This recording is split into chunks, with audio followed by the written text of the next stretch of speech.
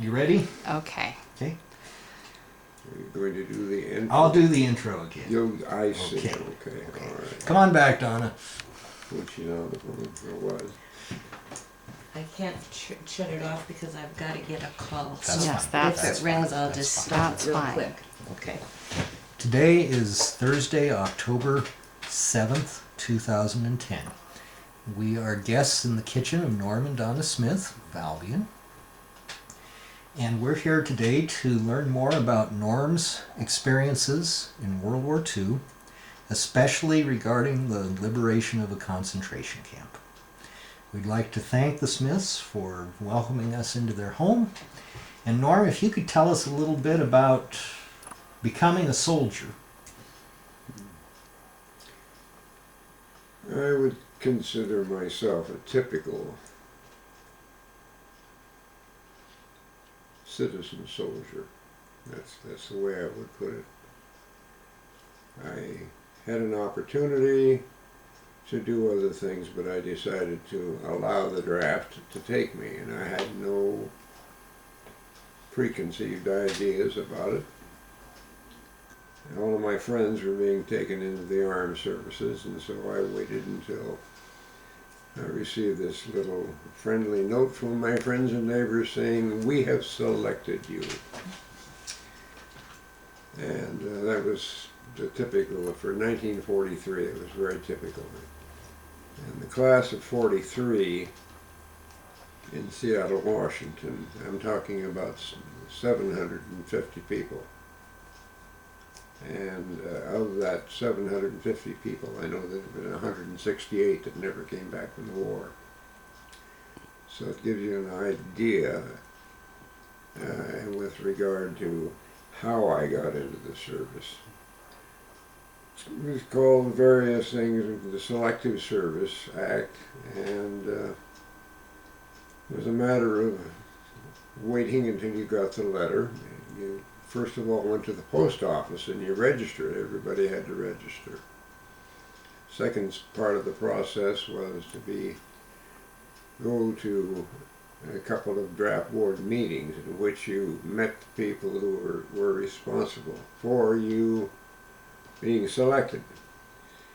And they basically, I'd say it's not too different than a cattle sale, because they're parading by you and looking you over.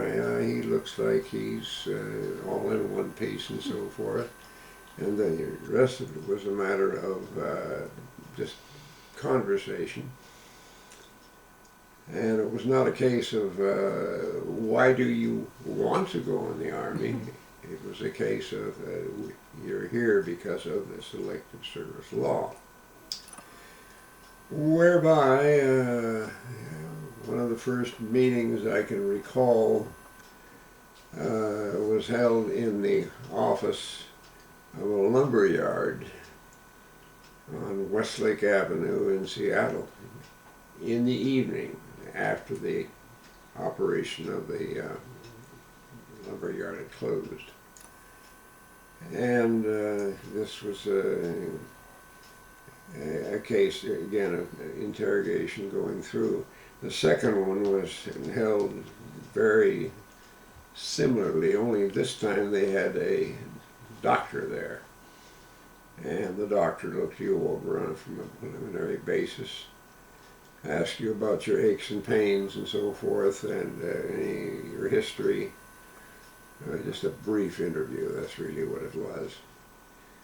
So then, the next time I was called to go to the board, I had to go to downtown Seattle. Now, Seattle at that time was a city of about 350,000, and today it's 3.5 million, so you get an idea of the change. So the second one was held down in a building downtown called the Northern Life Tower. And there the draft board had the use of almost a total floor. And this was considered, in my day, you would call it a skyscraper. Today it would be, look at that little building over there. I mean, it's just a contrast. whereby we went through a rather extensive physical examination, but mainly no x-rays, nothing like that, but this was just more or less, yes, he is alive and so forth. There the word selective came through because there were representatives from the Coast Guard, from the Marine Corps, from the Navy, from the U.S. Military Institute back in Connecticut, the Naval, wouldn't be called the Naval, but it was selecting people to go to the Merchant Marine Academy. And finally it was the Army, and they were all sitting shoulder to shoulder. So you had your papers, and you went to the one you thought you would like to go to, and they looked at you, and the Army was always last. And so anyway, I wanted to go in the Navy, so I put my papers in front of the Navy guy, and he took a look at me and said, passed it over to the Marines, passed it from the Marines. Finally got down to the Army, I thought, well, surely that guy will throw that away and I'll be out of here, but that didn't happen. So that was the selective part of the service, whereby then you were in that particular meeting they called you ahead of time and told you when you come down, be prepared to leave your clothes here, because they're going to take all my clothes at that point and put them in a box and ship them home. So that's the process. They gave us they said, you are leaving on the train at such and such a time, a couple of hour intervals there, down to downtown to Seattle to the King Street station, which is one of the big stations at that time.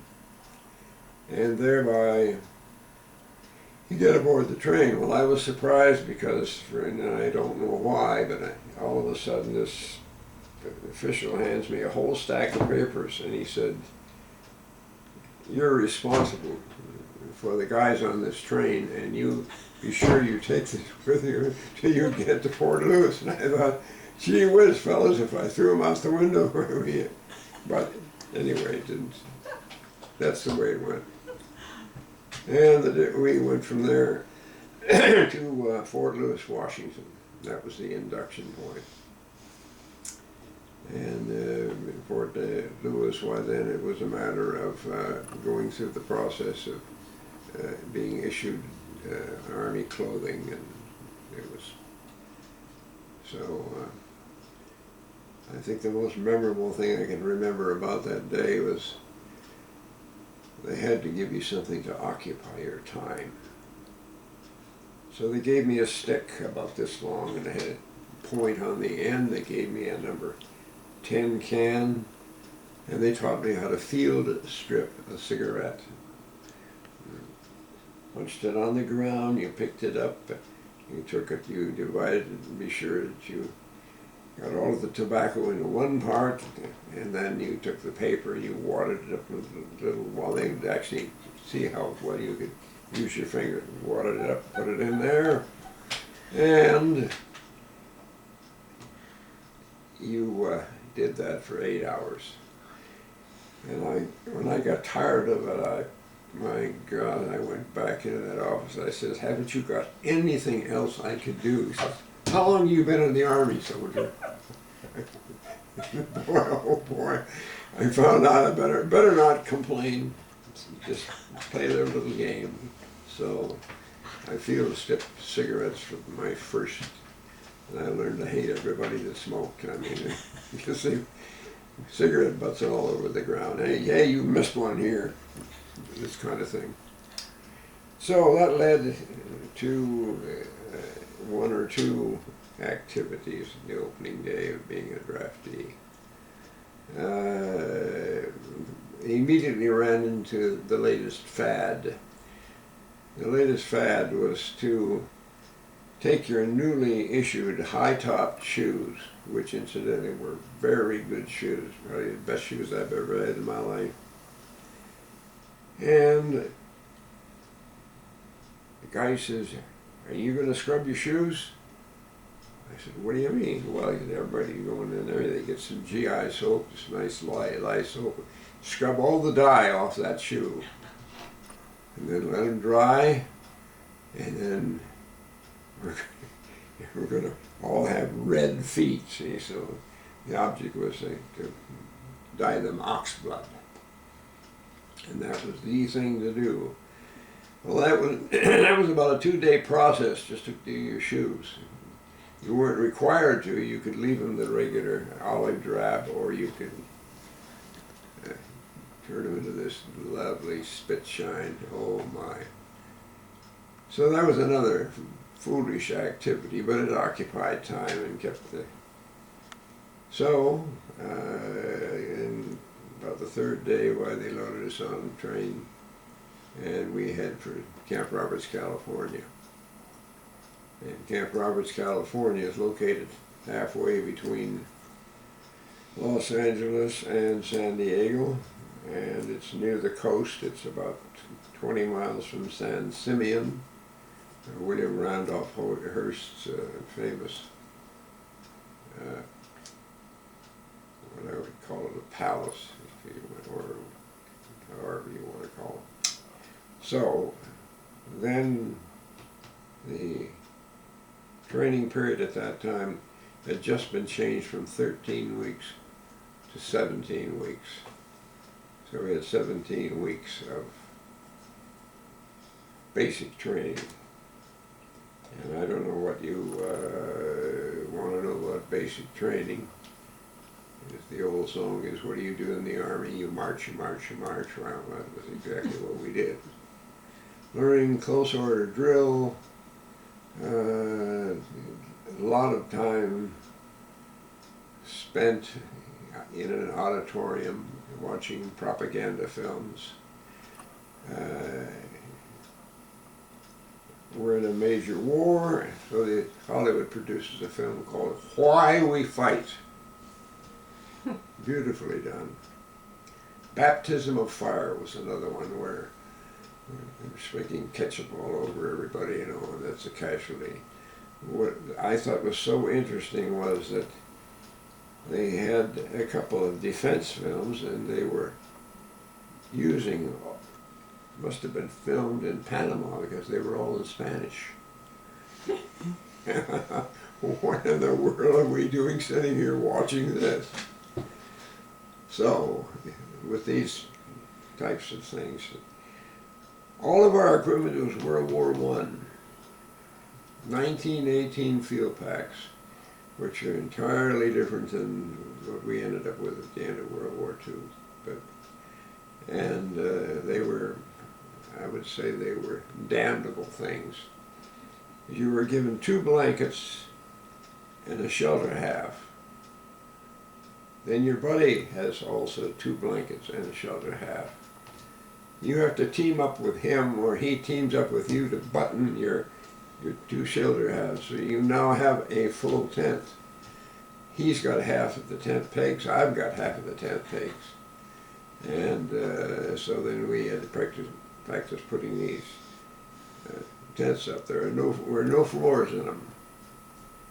And learning, it didn't bother me because I had been in the Boy Scouts and had been active in the Scouts and sleeping outside. But some guys, it was a real trauma. My God, they had to sleep on the ground, you know. There are bugs on the ground, yeah, that's right. In Camp Roberts, California, had tarantula spiders that were about this big. And you had to go out into the field. So everyone gets the same equipment. Again, all 1918. The packs, the rifles were 1903 Springfield rifles. So they had full capacity of 8 shots. And then you had a bayonet that went on the end of it. So we were going to be taught bayonet drill. We went through that. And when I say that, it's a matter of doing everything by command.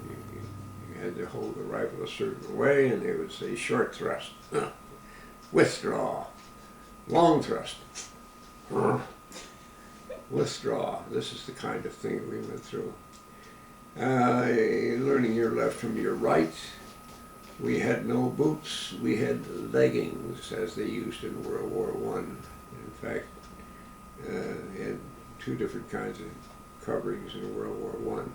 But anyway, it was all World War I equipment. And in some instances, we were given wooden rifles, just dummy stocks, so you get the feel of it. Going through the bayonet course, you had to stick your bayonet into a target, you had to withdraw, and then you had to do what they call the vertical butt strap. So you had to turn around and bring your rifle up to catch the enemy under the chin, this kind of stuff. All of these things we had to learn and rote. And when they had us sit down on the parade field, it was all asphalt. You had your helmet, and you took your helmet and turned it upside down and sat in it like a potty. And boy, I tell you, your posterior becomes formed after you've sat in one of those and listened to some lieutenant talking for 45 minutes. So, first of all, this general orientation of what the weapons were like. Close order drill, meaning the manual of arms and putting it up over your shoulder and so forth. And then march, march, march, march. We were told at the beginning that when you finish this 17-week period, you will have marched 1,000 miles. But I believe them. I really do believe them.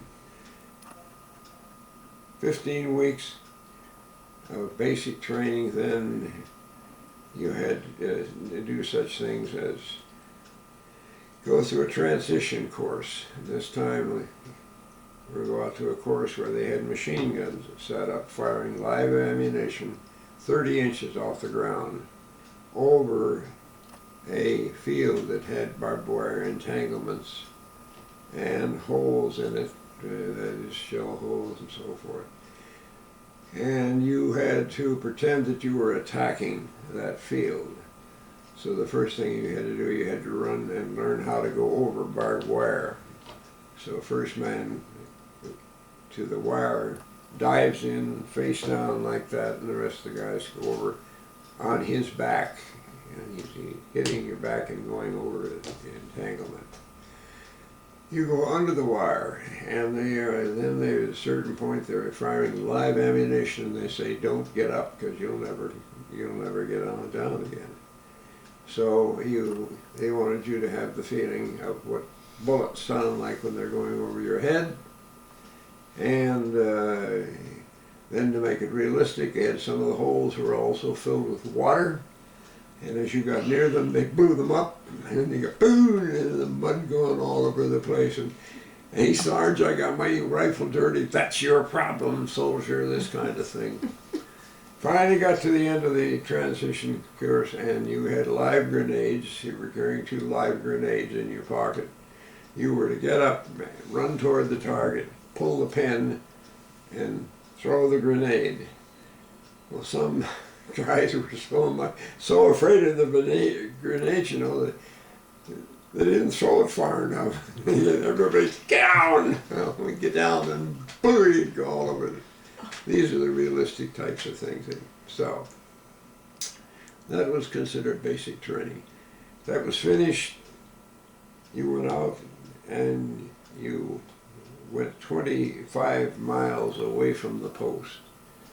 Clear out into the boonies, but just enough hills in that area you couldn't tell where you were. When we went out, heavy rains set in, And I remember that we stayed in one place for about almost a week, and then in the middle of the night they got us up and said, okay, we got to move to a new objective. So you learn what it was to get up in the rain, to march in the rain, and California has the most beautiful adobe mud you ever saw, and it cakes down the bottom of your shoes until it's that thick. Whereupon I fell down 7 times that night, going from point A to point B. And we finally got to the objective we had. I said, okay. First thing he said, stack arms. What? Well, stack arms means you put them together. They've got a swivel and you hook them like this, and you put 3 rifles together out in front of where your position is. Then the arms are stacked, and then you put your tent up. Well, if you don't think it isn't fun putting a tent up, the ground is muddy already, gooey, and you're trying to lay that thing out. My buddy and I had a guy. The guy had been a hobo before he was drafted, tough as nails, and his name was Snyder. So Snyder and I, we put up our tent, and then we heard a gurgling, just like a drain. Snuffy says, they call him Snuffy Snyder. He says, hey, Smitty, he says, you know what? We got us a drain in here. So he took his hand with him. He just pulled the mud back like this, and pretty soon we had the water running down the center of our tent and right into the drain, and we thought that was pretty doggone good. Well, we got to laughing. He said, someday we're gonna think about this, and we started laughing. And along came the sergeant. This is about 3 o'clock in the morning. What in the hell? What's wrong with you guys? You're idiots! All we could do was laugh. We got a drain. Oh Lord! I tell you, but they really made it realistic. I mean, to be caught in the mud, anybody that went to Italy would appreciate it. So, finally, the finale of this whole thing is that we march back 25 miles, and we have to do it in 8 hours with full field equipment.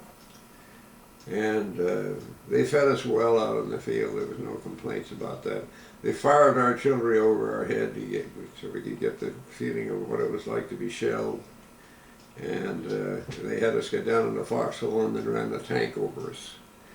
So we had to get down there, and you think, I hope that driver knows where he's going. But that was basic type of training. You had a good feeling for misery when you got through the 17 weeks of it. So how did you get into the Airborne then? That's strictly voluntary. You got so sick and tired, and you knew when you got through 17 weeks you're going to be shipped somewhere, but you didn't know whether you were going to go to the South Pacific or Europe, depending upon where the demand was. I was out in a field with other troops. I had completed my basic training, and then I was held up for a minor physical reason, and so I became a corporal. And all you did then was repeat the basic training and help other poor devils go through it. And we were out in the field one night, and we got the word we had just invaded Normandy. They dropped 13,000 paratroops in there, and they lost 6,000 in the invasion of Normandy. So that meant that they had to replenish their airborne divisions, and next thing I knew, they were coming around asking for volunteers. And if you volunteered, these guys were devils. They were all dressed up in their special uniforms and shiny boots, and oh boy, did they look slick. And if you volunteered, they'd double your pay. So I'm getting $50 a month all of a sudden. If I volunteered for Airborne, I could get 100. So that's the basis of that. So I volunteered, and there were about 4 or 5 other guys that I knew and that was very common. The guys would volunteer, a group of your pals.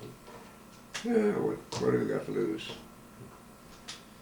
So it took me from Camp Roberts, California, to Fort Benning, Georgia.